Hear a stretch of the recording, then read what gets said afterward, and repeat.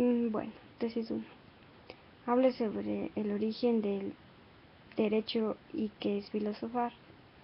Al conformarse la sociedad, todos querían participar al mismo tiempo y hubo que organizarlos, pues asumirlos la función de modelador, ¿no? Lo más conveniente fue invitarlos para que se ubiquen en la corriente o la teoría más afín a su pensamiento. Así que los que defienden que el derecho tiene su origen en la naturaleza formarían el grupo número 1 y se llamarían los ius naturalistas. El grupo número 2 lo integran los que sostienen que el derecho proviene de la experiencia, los denominaríamos los positivistas. Otro grupo lo formarían los que manifiestan que el derecho está de más cuando desaparezca la lucha de clases, ellos serían los socialistas, y los cuales tienen que el derecho surge de la práctica ordinaria de la justicia tomaron el nombre de realistas. Los convencidos de que el derecho está estructurado en 3 elementos fundamentales serían los realistas. Tesis 2. Explica la definición de la filosofía. Según Farreter, la filosofía es algo en la vida. Ese algo es sobre la realidad o sobre el lenguaje que empleamos para expresarnos sobre la realidad.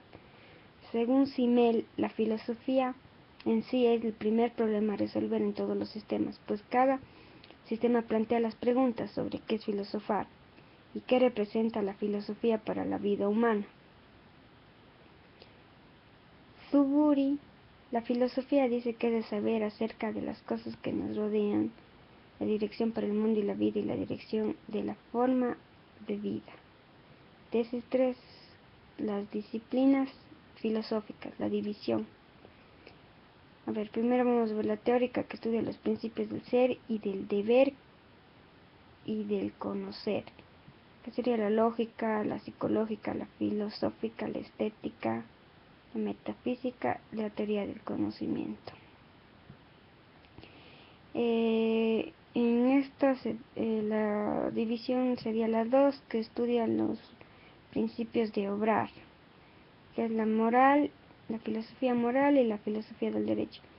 Y ahora se han agregado diferentes teorías filosóficas, disciplinas filosóficas como teoría de los objetos, fenológica, antropológica, semiológica, semántica, pragmática, la filosofía física, la filosofía de las ciencias. Tesis 4. Habla sobre los conceptos de la filosofía del derecho según Víctor Catrain. Catrain estudia la esencia del derecho natural, el fundamento del derecho natural y la relación del derecho natural con el derecho positivo. La tesis 5 explica en qué consiste la misión de la filosofía del derecho. Primero, desenvolvemos el concepto del derecho y ver cómo aparece en la vida humana.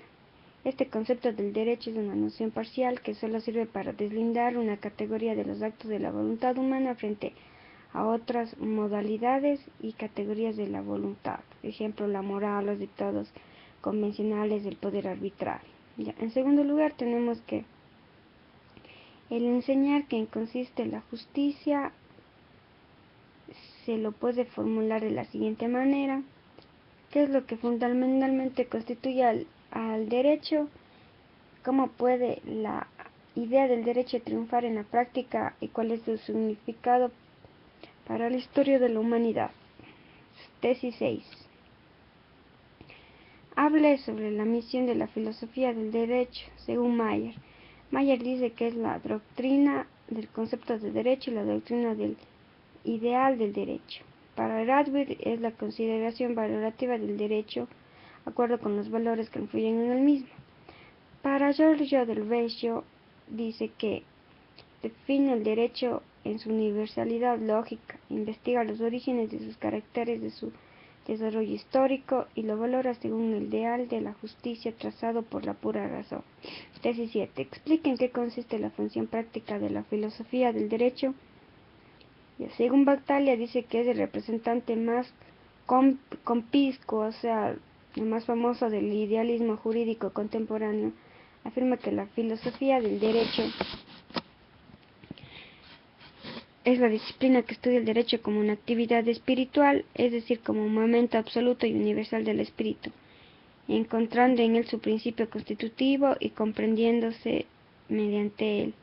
Para Giorgio del Vecchio dice que es la validez del derecho natural sobre el positivo, los principios de libertad e igualdad, tiene un ideal cosmopolita y tiene un derecho imprescriptible que debe revelarse ante los opresores, que se revela ante los opresores. Ya. Las funciones prácticas de la filosofía del derecho es política, científica y jurídica. Políticamente lleva a identificar sistemas jurídicos que son aprobiosos a las personas y que están en contra de las libertades humanas, iniciando a la revolución para cambiarlo. La científica dice que todos los logros en la libertad y el progreso se ligan a la filosofía del derecho, impulsa el progreso del derecho para adecuarlo a la época y el momento. La jurídica dice que enseña la validez del derecho natural sobre el positivo y protege los principios inmortales de la libertad e igualdad y conduce la rebeldía contra los gobiernos opresores. Tesis 8. ¿Cuáles son los representantes del naturalismo en Grecia? Primero que el naturalismo, la escuela naturalista, dice que tiene una concepción racional del derecho natural, se divide en derecho natural individualista y derecho natural metafísico. Individualista dice que está ligado al concepto de Estado, basado en el libre contrato y determinado por los intereses. El derecho natural metafísico dice que está determinado por las necesidades metafísicas, pero que vive y debe vivir en las leyes. El primer defensor del naturalismo es Sócrates, que dice que el derecho natural existe por encima del hombre, todo un mundo de valores objetivos, entre ellos la justicia. Estos valores traducen al orden impuesto por Dios al hombre, leyes humanas que no son inventos del hombre, son reflejo del valor objetivo de la justicia. El Estado es una realidad natural, no humana ni arbitraria.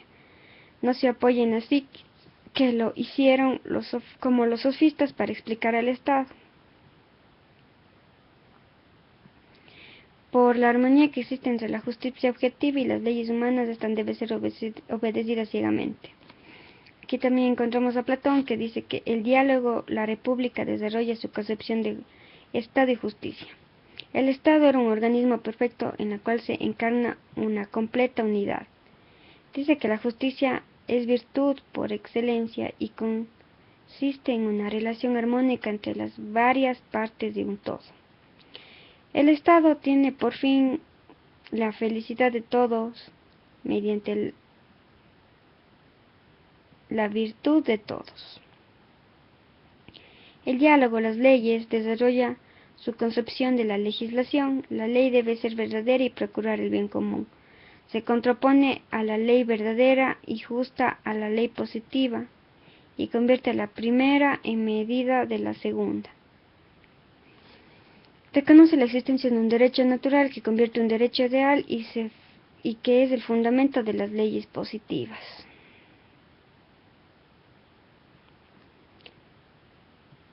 Ahora sobre Aristóteles, que dice que este divide en 4 temas importantes: filosóficos, jurídicos y políticos. ¿Ya? La justicia dice que la justicia es una virtud, la felicidad se alcanza por medio de la virtud.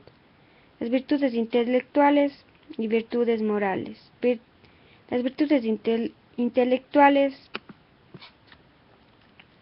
se dan en la esfera de la razón y se adquieren por aprendizaje. Las virtudes morales pertenecen al área de la voluntad y se adquieren por la práctica. Toda virtud es el término medio entre dos excesos. El objetivo último de la justicia es la igualdad.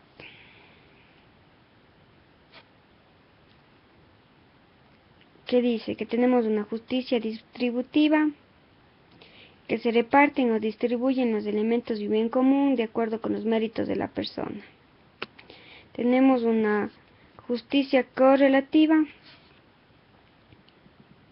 que está presidida por la razón, de la estricta igualdad al repartir los elementos del bien común. Y tenemos una justicia correlativa que se divide en conmutativa y judicial. La conmutativa se da cuando la igualdad viene establecida por la voluntad de las leyes, y la judicial es cuando las partes no quieren establecer la igualdad que es impuesta por el juez.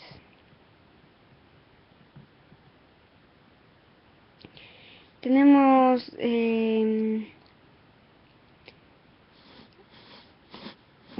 igual la división de la justicia. 2 horas. La división de la justicia dice que es justo natural y justo legal. Justo natural aquellos que todas las partes es reputado por tal como independiente de la voluntad humana, y la legal resulta de la justicia porque así lo establece la ley y por lo tanto pueden variar de unos lugares a otros y pueden cambiar en el tiempo cuando cambie la ley. Ahora hablamos sobre la equidad designada EPIEIKEIA, que dice: las leyes se dictan siempre con carácter general. La EPIEIKEIA no es un elemento corrector de la ley, sino un integrador de la misma, complementándola en el momento de su aplicación al caso concreto. Dice: no puede haber justicia sin equidad, puesto que ésta pertenece constitutivamente a aquella. Su concepción de Estado. Le interesa por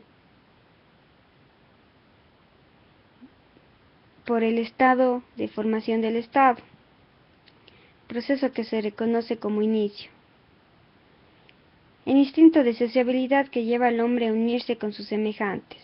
El hombre, como son politicum, como animal político, esencialmente inclinado a la convivencia con los demás. Ya tenemos también formas de gobiernos que los podemos clasificar en formas puras y formas corruptas, basándonos en el número de los gobiernos, en la sumisión de los gobernantes a las leyes, la condición económica de los factores, de los actores, de la cosa pública. El gobierno se ejercite con visitas de bien común o el lucro personal. Ya. Las formas del gobierno puras. ¿Por qué? Monarquía cuando se trata de un solo gobierno, gobierno de uno. Aristocracia si el gobierno está encaminado en un grupo. República en el caso del gobierno atribuido a la masa de sus ciudadanos. Las impuras serían la monarquía, que tiene una forma corrupta, que es la tiranía. La aristocracia, la forma corrupta, la oligarquía. Y la república, la forma corrupta, la demagogia.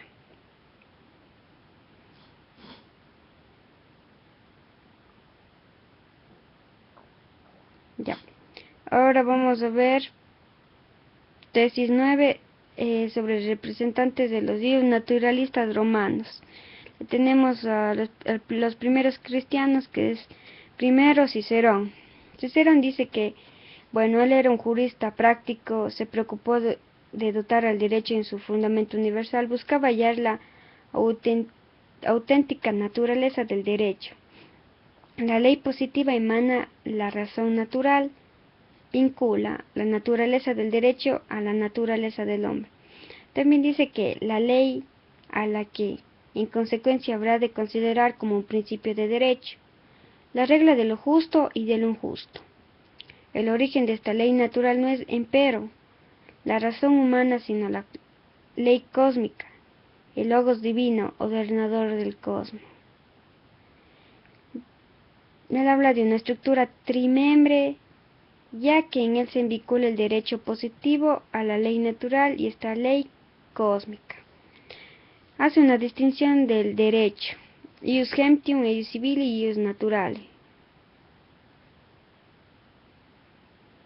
Ius gentium está constituido por un conjunto de normas positivas comunes a los romanos o a los otros pueblos.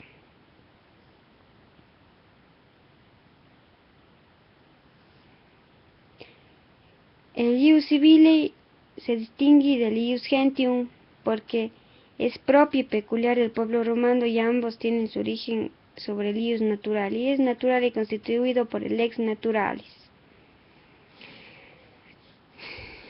Ya, ahora sobre Pablo Tarso, otro romano más. Él habla de las epístolas de San Pablo, que son los primeros escritos de los cuales se van a nutrir las doctrinas de los padres de la Iglesia. Los que se da en San Pablo es una identificación entre la ley natural y el decálogo. El que encontramos en la doctrina paulatina es la referencia de una ley moral, natural, o lo que no corresponde al auténtico concepto del rius naturalismo. Esta inclusión y aceptación por parte de San Pablo de la idea de una ley natural es la que favorece su inclusión en las doctrinas de los padres de la Iglesia. También aparecen en las epístolas de la referencia a la legitimación en Dios.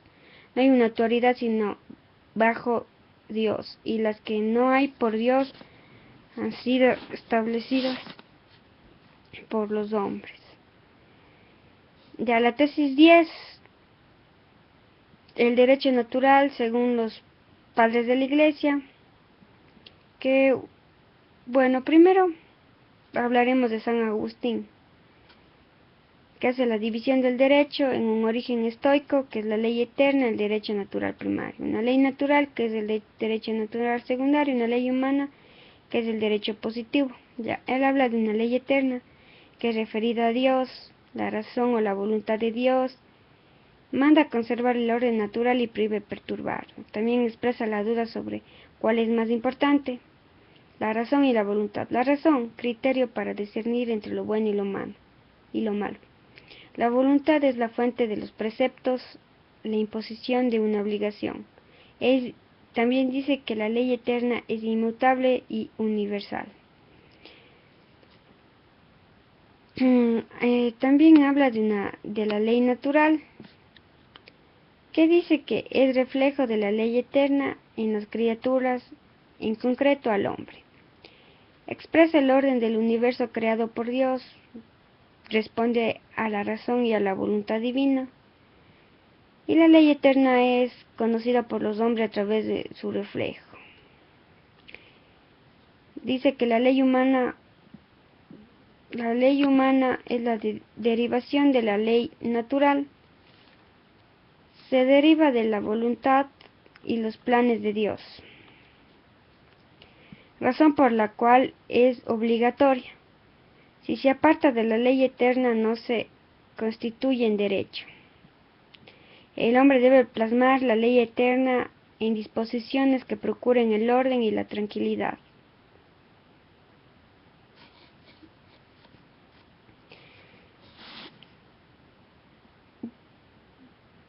Bueno, ahora definamos qué dice sobre la ley. La ley dice que no es una represión de todos los vicios, solo de aquellos que perturben el orden y la tranquilidad. Habla de la paz. La paz dice que es la tranquilidad, el orden. En su obra La ciudad de Dios habla del Estado, que dice que es una ciudad. Habla de una ciudad terrestre, habla de una ciudad del diablo, que son los malos. Y habla de la iglesia, que le refiere como una ciudad de Dios, comunidad de buenos. Problemas con la definición de Estado y Iglesia como figuras místicas y simbólicas, sin límites definidos. Le da a la Iglesia la capacidad de decidir quiénes son buenos. Ahora vamos a hablar sobre Santo Tomás de Aquino.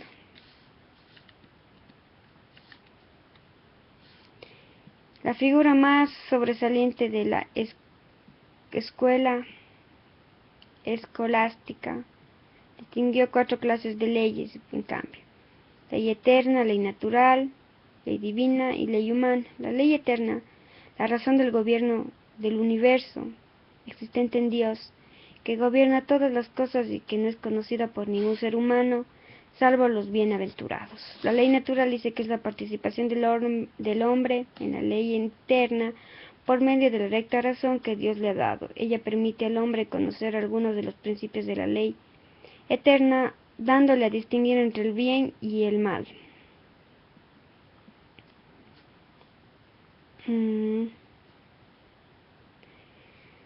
Ya. También dice que la ley divina es revelada por Dios por medio de las Sagradas Escrituras y en ella tiene por objeto completar con direcciones particulares la ley natural. La ley humana dice que es una ordenación de la razón para el bien común promulgada por quien tiene a su cargo el cuidado de la comunidad. La ley natural existen preceptos fundamentales del valor absoluto y inmutable y preceptos que pueden variar de acuerdo con las circunstancias que regulan o por causas específicas. El primer precepto de la ley natural es: se debe hacer el bien y evitar el mal. Todos los demás preceptos derivan de aquel. Vamos a hablar sobre Francisco Suárez, que dice que la ley natural es algo objetivo, en cambio su expresión en la naturaleza es un hecho psicológico. Habla de la materia de la ley natural, es la honestidad que equivale a la moralidad. Ella manda aquello que la razón exige de la naturaleza humana y prohíbe lo contrario.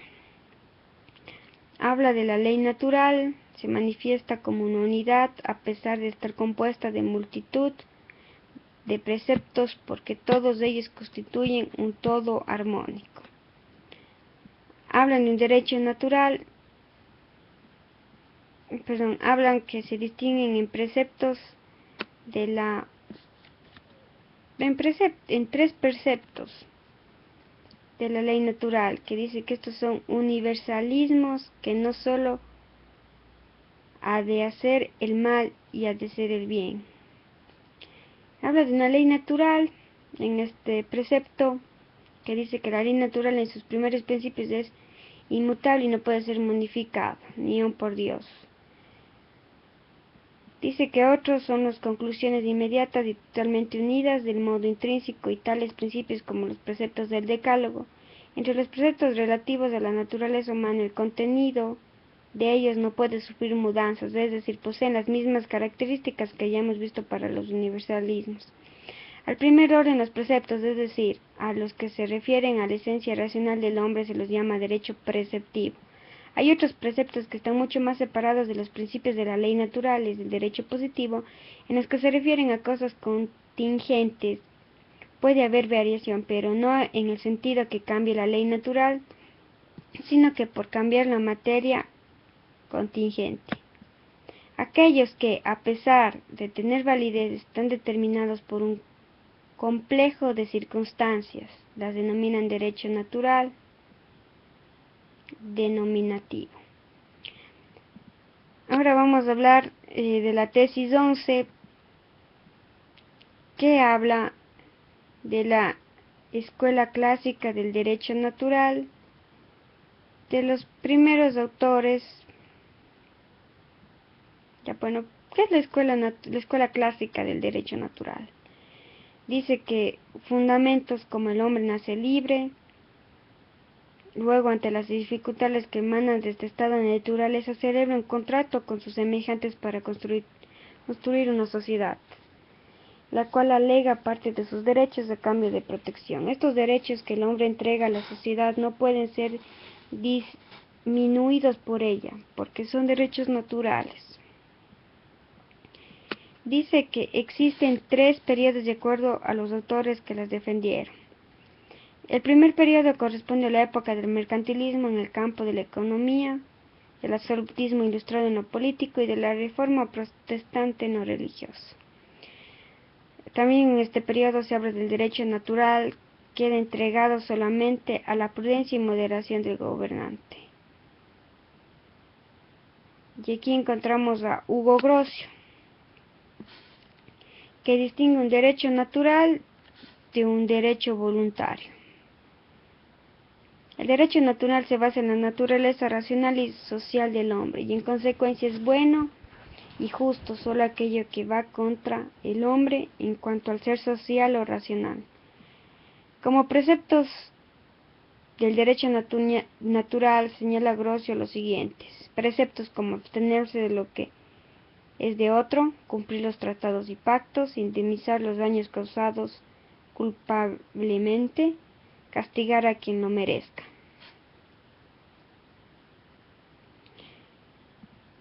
También decía que Grocio pensaba que el derecho natural debía existir aunque Dios no existiese. Si Dios existiese, no se preocuparía de los asuntos humanos, ya que el derecho natural tenía su fundamento solo en la naturaleza racional y social del hombre. Habla del derecho voluntario, que es el que puede variar según la voluntad del legislador. Habla de una sociedad política, parte del supuesto de un estado de naturaleza en que los hombres gozaban plenamente en sus derechos, pero en búsqueda de una mayor seguridad. Constituyeron por medio de un contrato la sociedad, entregando a un soberano la totalidad de sus derechos naturales. Se reconoce la existencia también de un derecho natural basado en una naturaleza humana de carácter inmutable, cuya protección se encuentra confiada solo al buen criterio del gobernante. Ahora vamos a hablar de Benito Espinosa. Bueno, este sostiene que el estado de naturaleza los hombres seguían por la ambición al poder. Esta situación genera una lucha continua cuya inconveniencia comprende de los hombres en virtud de la razón. Por ello acuerdan construir al Estado, que es un instrumento de mayor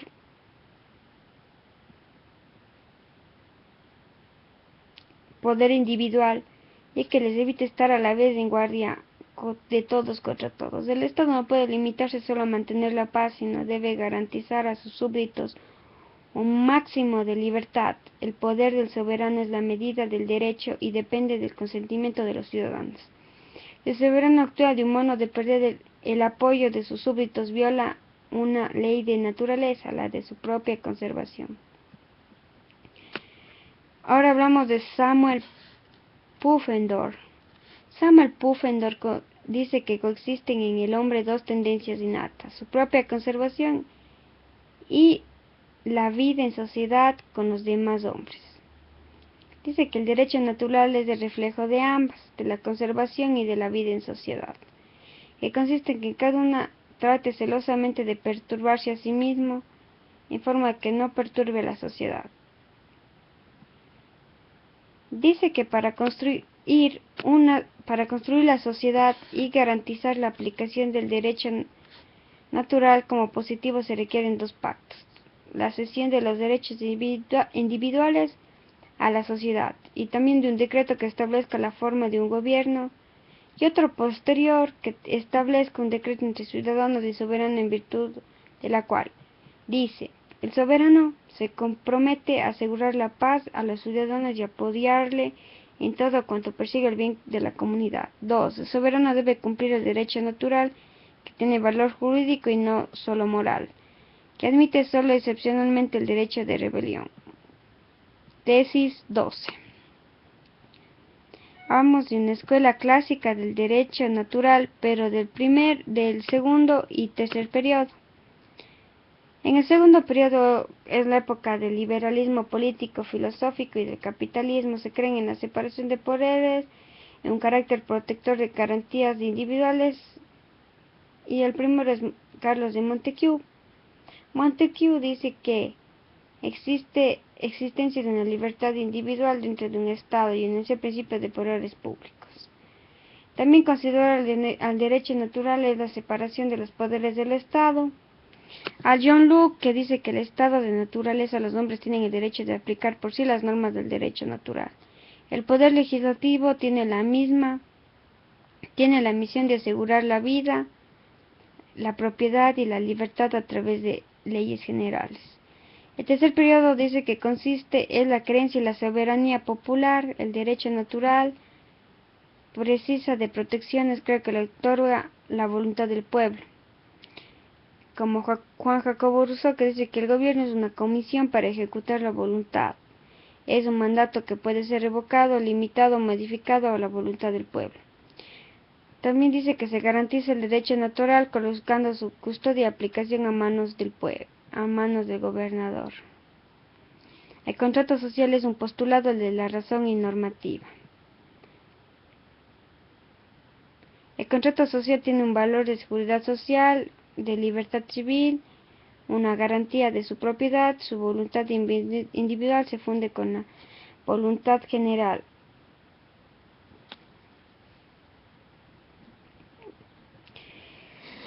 Ahora hablamos de la tesis 13, que habla según el derecho natural, el derecho racional, el derecho idealista según Kant, que dice que llama al entendimiento razón pura y a la voluntad divina por hacia el bien y el deber de la razón práctica.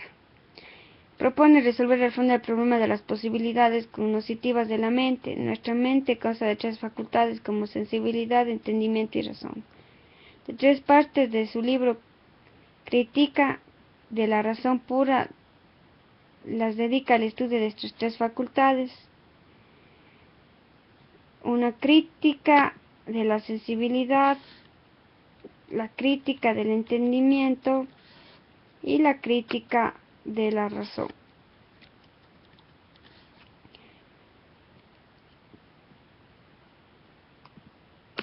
Ya, también habla sobre que para que pueda haber ciencia deben concurrir dos elementos, el elemento material y el elemento universal.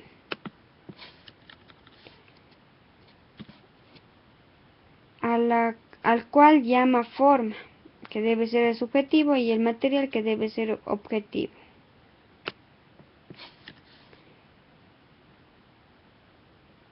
Ya, en el objeto del conocimiento distingue.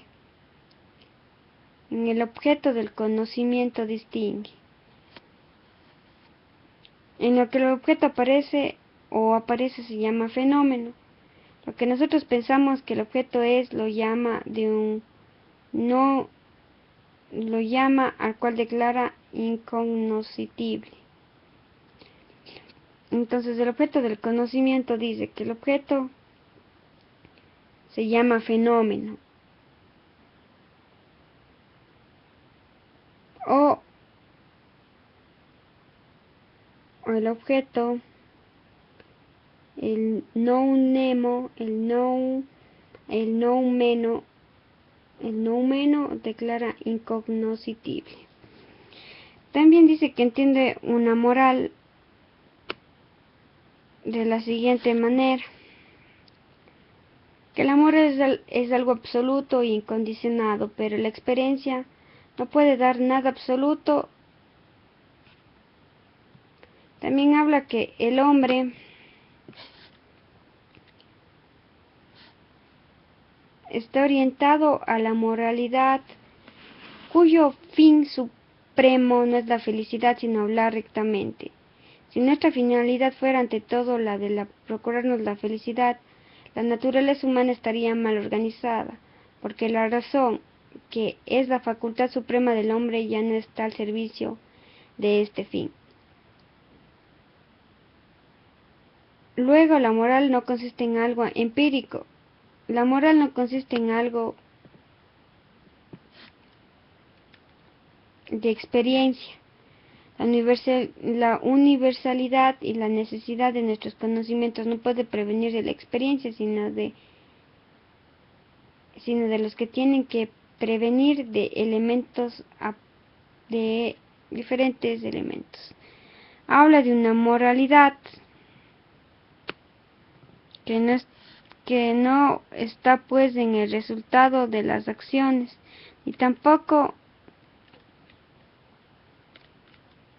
en la intención o en el resultado del intentado, sino que es algo independiente de esto, algo anterior. Está en la postura de la voluntad, pero en cuanto ésta ataca la ley moral y está dispuesta a obrar por respeto a la ley moral. Pase lo que pase, esto es la moralidad. Habla de un imperativo categórico y un imperativo hipotético. El categórico dice que es el principio de obra moral o de la actitud moral. Para obrar moralmente se debe actuar de acuerdo a una máxima o un principio de acción, el cual es una ley de acción general. De este modo es absoluto e incondicionado. Habla del imperativo hipotético, que dice que no tiene que ver con la moralidad, sino con la habilidad para obtener determinados resultados. Dice que este depende de la experiencia, son empíricos y por consiguiente no pueden proveer algo absoluto e incondicionado, pero que hay una moralidad propiamente dicha no basta con la legalidad de las acciones. Se necesita que sea preciso, que el motivo concreto que impulsa la voluntad sea el respeto a esa ley general y universal de la moralidad. Este sentimiento de respeto, esa es de la máxima importancia de la filosofía práctica de Manuel Kant, porque no es el elemento decisivo en la caracterización del humano, sino que además es el que explica su eficacia. Habla también del derecho, cae al lado del mundo de la libertad, es por consiguiente al menos próximo a la moralidad. Por la misma razón, las leyes que rigen el derecho pueden ser exteriores, mientras que las leyes que rigen las acciones morales tienen que ser interiores.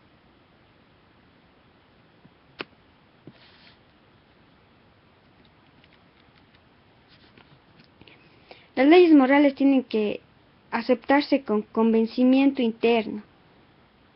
Por esto la moral no puede ser coaccionada para su cumplimiento. Habla del derecho y la moral están íntimamente relacionados, no solo porque coinciden en esa característica como común a ambos en su legalidad, también porque la moral exige en general que se acate el derecho con los deberes jurídicos, se convierten indirectamente morales. Además, algunos deberes jurídicos son los que a la vez directamente morales, que la moral exige también en su parte al mismo tiempo esa acción que preceptúa el derecho. El derecho desde un punto de vista racional es un conjunto de las condiciones en virtud de las cuales la libertad de cada uno puede coordinarse con la libertad de los demás según la ley general de la libertad. Dice que en cuanto a, Kant admite a las leyes jurídicas que sean anteriores al derecho positivo, son leyes naturales que se obligan antes de cualquier imposición por parte de la autoridad humana. Tesis 14, según Hegel. Igual, idealismo, derecho racional. Sostiene que el idealismo absoluto en sentido objetivo niega dogmáticamente todo límite al conocimiento, también lo absoluto es cognoscitible. Identifica el pensamiento con el ser, por lo cual su filosofía se lo ha llamado intelectualismo. Todo es pensamiento y nada hay fuera del pensamiento. Las cosas son lo que son pensadas, las formas subjetivas del conocimiento son también las formas objetivas de la realidad. Resumido, todo su sistema, todo lo que es real es racional y todo lo que es racional es real. Negó la posibilidad de un desacuerdo entre ser y el deber ser. Lo único existente es la idea pensante, es el espíritu en perenne transformación. También dice que su método es la dialéctica. Todo concepto es unilateral porque a su vez pone a su contrario, esto es, suscita una contradicción. De una tesis procede una antetesis, lo cual conlleva la necesidad de un nuevo concepto de síntesis, que funda en sí los dos conceptos procedentes. El sujeto del proceso mundial, el proceso cósmico se llama idea.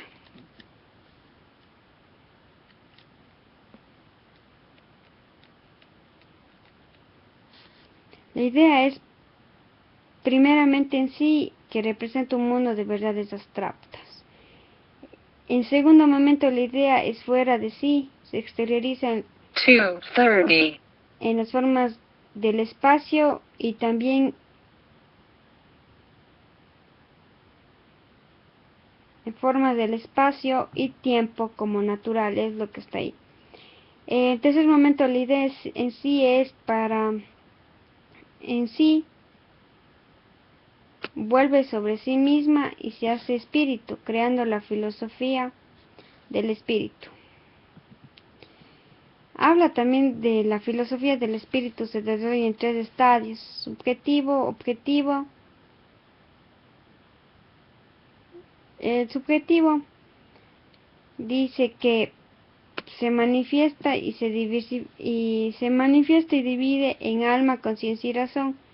El objetivo se manifiesta en comunidades humanas y cuyas manifestaciones son derecho y moralidad subjetiva. Y en la costumbre.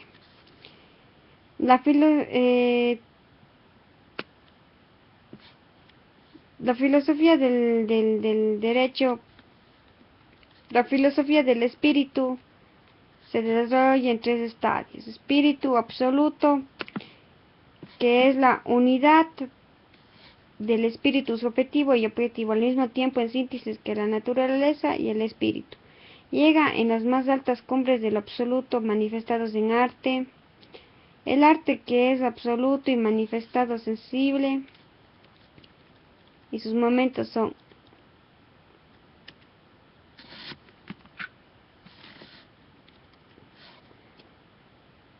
el arte simbólico del Oriente, el clásico de los griegos, el romántico de los cristianos. La filosofía se divide en otro, que el espíritu absoluto, que llega a las más altas cumbres del absoluto manifestándose en la religión, que no puede depender del sentimiento. Habrá de depender también en la representación.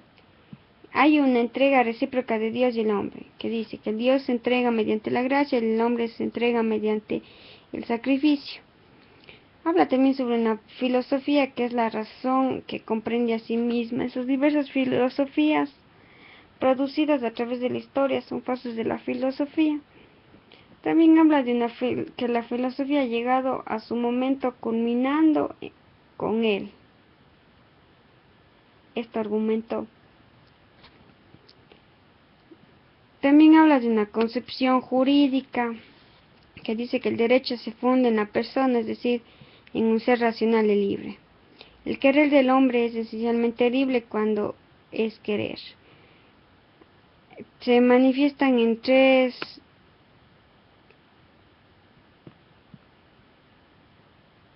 fundamentos: derecho contractual, derecho de propiedad, derecho penal y derecho racional.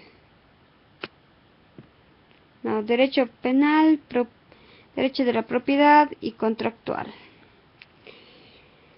Habla también de un contrato. Es unión de dos o más voluntades personales de una voluntad común.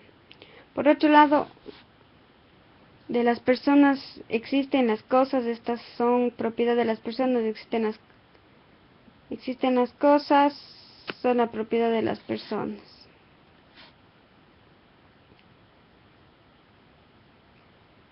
Al existir también un derecho penal, puede haber una negación del derecho, que es el delito. Esta negación a su vez ha de negarse. La negación del derecho es la pena, que es el restablecimiento del derecho negado. Si el Estado tiene por deber castigar, es porque previamente el delincuente tiene derecho a la pena, a ser tratado como persona. La moralidad se funda en el conocimiento de los motivos, es la realización hacia adentro de la voluntad. Así, mientras el derecho es algo exterior, la moralidad es puramente subjetiva. Ambos tendrán que fundamentarse en un tercer momento que Hegel llamó ético, el etnos objetivo, que es la vida efectiva. Ya, habla también sobre la ética es la superación del espíritu subjetivo y del objetivo. Sus formas son familia, sociedad, Estado. La familia tiene por base el matrimonio, que ha de atender la educación y realizar un derecho hereditario. Conjuntos de familias se constituyen en sociedad cuyo objetivo fundamental es el bien común. El momento más alto de la ética objetiva es el Estado, que no es nunca un medio sino un fin. Ahora hablamos sobre la escuela naturalista, sobre la nueva escuela naturalista. Durante la segunda mitad del siglo XIX, la idea del derecho natural se vio duramente atacada por parte del historicismo y del positivismo. Pretendía deducir una ciencia jurídica o un análisis de derecho positivo exclusivamente desde un punto de vista técnico. Posteriormente, a fines del siglo XIX, se produjo una reacción en contra del positivismo y de un renacimiento de la teoría del ius naturalista. La nueva escuela ius naturalista de Rodolfo Stambler. Stambler dice que en su análisis distingue el concepto y la idea del derecho. El concepto del derecho debe abarcar todas las formas en que se ha manifestado históricamente el derecho. La idea del derecho es, en cambio, la realización de la justicia, que es justa en una norma jurídica cuando armoniza los propósitos, individuales como los sociales. La finalidad del derecho debe ser una comunidad de hombres de voluntad libre. Él siguió a Kant y consideró que cada miembro de la comunidad debe ser considerado como un fin en sí, no como un medio para realizar el querer arbitrario del otro. Aquí también la nueva escuela existe Giorgio Del Vecchio, que dice que es eminente filosófico del derecho italiano. Giorgio Del Vecchio crea un derecho natural absoluto, igual que la justicia. Su relación está en el reconocimiento de que todo hombre es un fin y no un medio. Él habla también del Estado, que es la organización más perfecta, el poder supremo que regula toda actividad humana. Se pierde el carácter individualista kantiano del Estado y su facultad a éste para invertir en todo en cuanto aprovecha el bien común, siempre que sus actos no ofenden la autonomía de la personalidad humana. Se encuentra claramente expresadas las características de la filosofía y es naturalista, que uno valoriza los conceptos tradicionales acerca de los valores individuales, el otro que otorga al Estado una función activa para pretender el bien común. Habla también aquí en la nueva escuela un Capograssi, que él distinguió, es un jurista igual italiano. Desarrolla una teoría del derecho natural inspirada en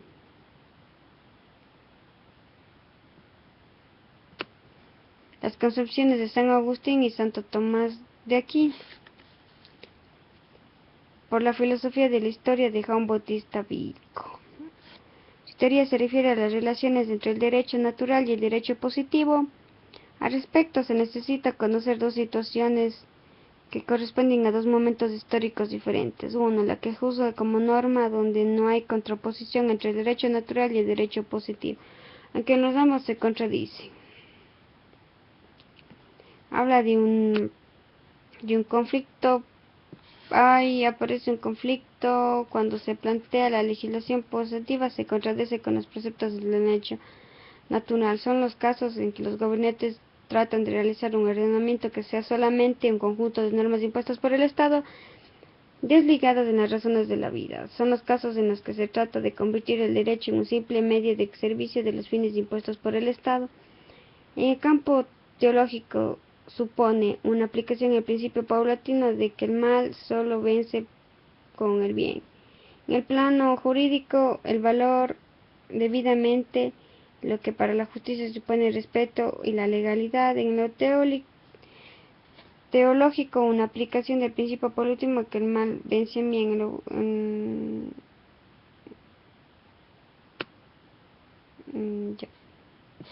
Que el mal vence al bien. Tesis 16. Según el positivismo francés de Comte.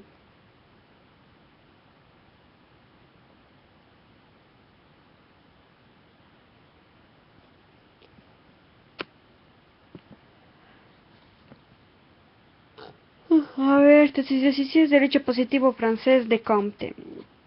En el siglo XVIII y XIX significó una filosofía sino una actitud cultural, basada en la concepción de que el saber cierto sobre las cosas únicamente puede alcanzarse por medio de la experimentación y de la verificación de la hipótesis. Tenía la visión de que, partiendo exclusivamente de la observación de los hechos mismos, se lograría el conocimiento veraz de las leyes y mecanismos que rigen en la fenomenología física y espiritual del comportamiento humano. El positivismo jurídico vino a significar un intento por elaborar una ciencia del derecho basada en un análisis histórico comparativo de las instituciones jurídicas y de las diferentes normas jurídicas formalmente positivas en los diferentes ordenamientos jurídicos vigentes. El derecho solo era tal cuando incorporaba un sistema del comportamiento jurídico o un mandato jurídico formal. Se pretendió suplir a la filosofía que quedó olvidada mediante la teoría general del derecho, estructurándola internamente con una forma similar al de la ciencia del derecho. Así, esta teoría general del derecho vino a ser como una materia introductoria de carácter general. También se considera como fundador del positivismo. La ley habla de la ley de los tres estadios como espíritu humano que ha pasado por los tres estadios. La ley de los tres estadios del espíritu humano teológico, que el hombre explica los acontecimientos recurriendo a seres sobrenaturales y tiene tres fases. Fetichismo, cosas inanimadas, personificadas, cada cosa es un ser vivo. Politeísmo, muchos dioses con poderes mágicos. Y monoteísmo, un solo Dios que asume todos los poderes. Teológico. Ahora el metafísico. El metafísico intenta una aplicación de los seres buscando entidades abstractas absolutas. En esa época, las grandes construcciones racionalistas y abstractas, el gran Dios es la naturaleza, es el tiempo del gobierno de los juristas y el exacerbado racionalismo fundado en la soberanía popular. Habla también de lo positivo, que se caracteriza porque el hombre se atiene a los hechos y intenta explicarlos conociendo sus leyes. Hay un gran desarrollo de las ciencias y del proceso de la industria. Se logra la unidad de los espíritus, se establece la religión en la humanidad. Habla de un espíritu positivo que dice que está conforme con la experiencia, se abstiene de buscar las causas y los principios de las cosas, las entidades abstractas y absolutas, sobre todo relativo a nuestros órganos de conocimiento. Habla de la sociología, que es el fundador de esta disciplina que le llamó física social. Tiene por objeto la sociedad, la humanidad colectiva, su organización y las leyes en su desarrollo. La sociología es una ciencia positiva, no filosófica. En la sociedad, igual que en la historia, se dan tres etapas. La una, militarismo, después los juristas y tercera, la industria. Ahora vamos a hablar sobre el positivismo francés de Jenny. Jenny es un notable jurista francés, vivió inmerso en el ambiente del formalismo jurídico, contrario a la escuela de la exegénesis. Exegénesis es la versión francesa del positivismo jurídico, nacida a partir de la publicación del Código Napoleón. El derecho positivo era insuficiente como fuente formal del derecho. Dice que la ley escrita no podía ser por sí misma solucionar todas las situaciones jurídicas, siendo necesario recurrir a la naturaleza de las cosas para interpretar adecuadamente el derecho. El derecho positivo no es solo una ciencia, sino una técnica. La ciencia del derecho es la elaboración racional de las reglas jurídicas y de las normas de conducta, extraídas ambas analítica y deductivamente. En Jenny subyace este naturalismo no clásico que niega la ley escrita de un carácter de fuente última del derecho. Este interpretó una metodología para la ciencia jurídica, puesto un formalismo legal. Ahora vamos sobre un positivismo inglés que dice que su conexión con el imperialismo tradicional inglés predominó los problemas éticos que lo harían desembocar en el utilitarismo y más tarde en el pragmatismo. El interés de las cuestiones lógicas, su derivación hacia las teorías evolucionistas. Aquí encontramos a Stuart Mill, su obra fundada como sistema lógica deductiva y inductiva, que elabora el imperialismo social no ley asociacionista en conexión con la historia de la filosofía inglesa. Considera la cosa en sí como una posibilidad permanente de sensaciones. La realidad externa es la posibilidad permanente. La realidad del yo es una posibilidad permanente del sentimiento. En fin, el fin de nuestras acciones es el placer, identificando lo bueno como la utilidad. La ética utilitaria, sin embargo egoísta, es un mundo marcado social y altruista, ya que su principio es la mayor felicidad del número posible. Sostiene que todos los conocimientos proceden de la experiencia, no existe ningún concepto a priori. Posteriormente, el único método de investigación científica es la inducción, que nos lleva al descubrimiento de nuevas verdades. El silogismo no tiene validez, reduce los métodos experimentales, tales como método de la concordancia, método de la diferencia, método de valoraciones y método de residuos. El silogismo es una forma de razonamiento deductivo que consta de dos proposiciones como premisas y otra como conclusión, siendo la última una diferencia necesariamente deductiva de las otras dos. Fue formulado por primera vez por Aristóteles. Aquí habla también sobre Spencer en el positivismo inglés, ¿no? Dice que su obra principal fue la filosofía sintética. En sus 10 partes examina una biología, una psicología, una sociología y una ética. Basa su filosofía en la experiencia, tomando como principio rector de la universidad el concepto de evolución. Lo aplica en la realidad material y espiritual, conocimiento y moralidad. La evolución es el paso del homogéneo y indiferencializado a lo heterogéneo y diferenciado. En la corriente de la evolución hay dos procesos, dice, el proceso de diferenciación y de integración. Vamos ahora a hablar sobre Charles Darwin, autor de la teoría biológica de la evolución, que trata en sus dos obras principales, 1, el origen de las especies mediante la selección natural, y 2, el origen del hombre.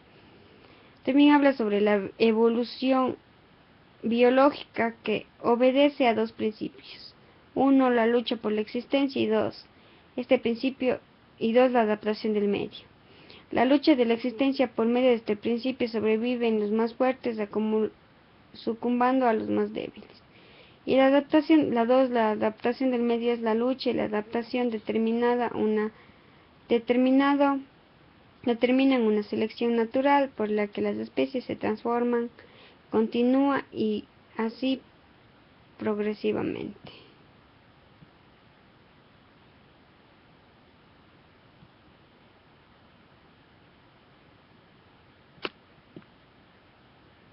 Gracias.